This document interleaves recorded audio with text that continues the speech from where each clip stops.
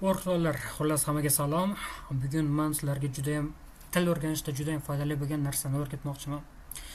Bilamiz, hozirgi paytda juda ham darsliklar, o'quv kitoblari ko'payib ketgan, lekin ba'zi odamlar bor, tilni video ko'rish orqali yoki kinolar bilan o'rganishga yoki musiqa bilan eshitib o'rganishga harakat qiladi.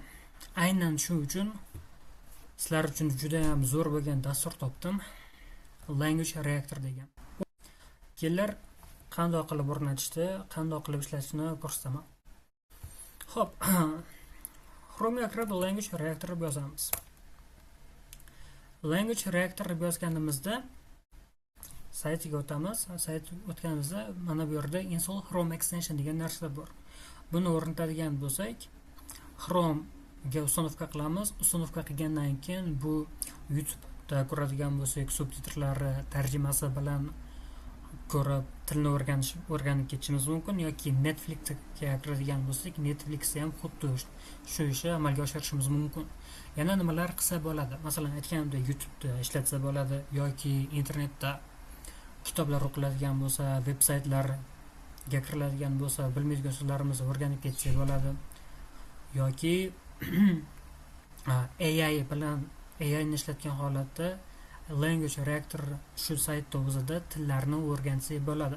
Misol uchun Save bo'limiga kiradigan bo'lsak, bu yerda biz o'rganayotgan tillar chiqib keladi. Masalan, men rus tilini takomillashtirayotganim uchun, shuni ustida ishlayotganim uchun bu yerda ko'pincha rus tilidagi so'zlarni ko'rish mumkin.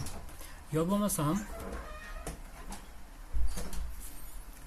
YouTube'dan hech qanaqasiga so'zni o'rganmasdan tilni o'rganib ketishimiz mumkin. Xo'p, nima qilamiz? Language Reactorga kirganimizda Install Language Reactorni o'rnatib olamiz. Menda o'rnatilgani uchun bu yerda udalite Chrome turibdi.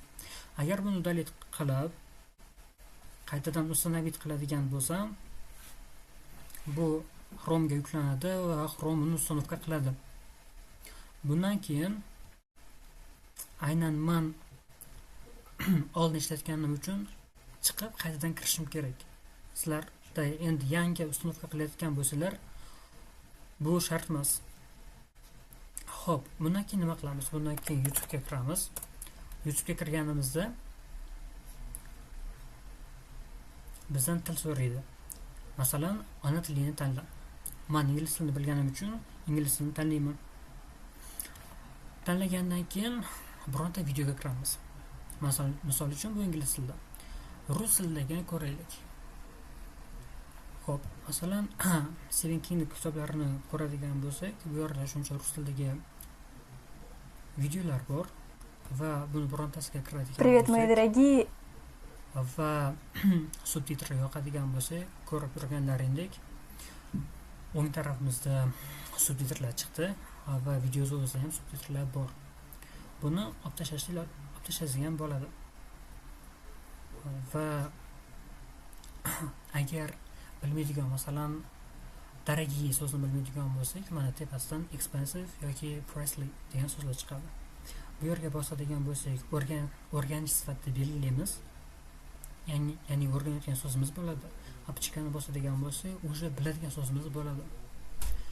Shu save message, save bosadigan bo'lsak va buni ko'rib davom ettirib ketadigan bo'lsak, masalan, mayx bilmaymizmi, avtorni bilmaymizmi, yo boshqa so'zlarni bilmaymizmi, xullas saruni belgilab ketamiz va Language Reactor o'zini yana saytiga qaytib kirganimizda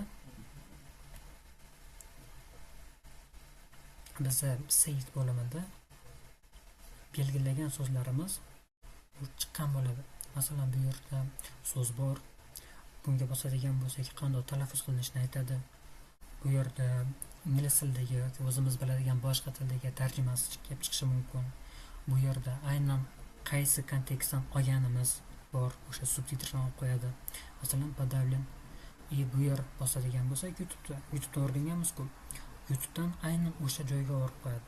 Masalan, подавитda men Stephen King kitobi to'g'risidagi videoni ko'rayotganimda o'rganganman. Agar buni bosadigan bo'lsak, Всего именно из-за того, как aynan o'sha joyga olib qo'yadi. Hozircha shu.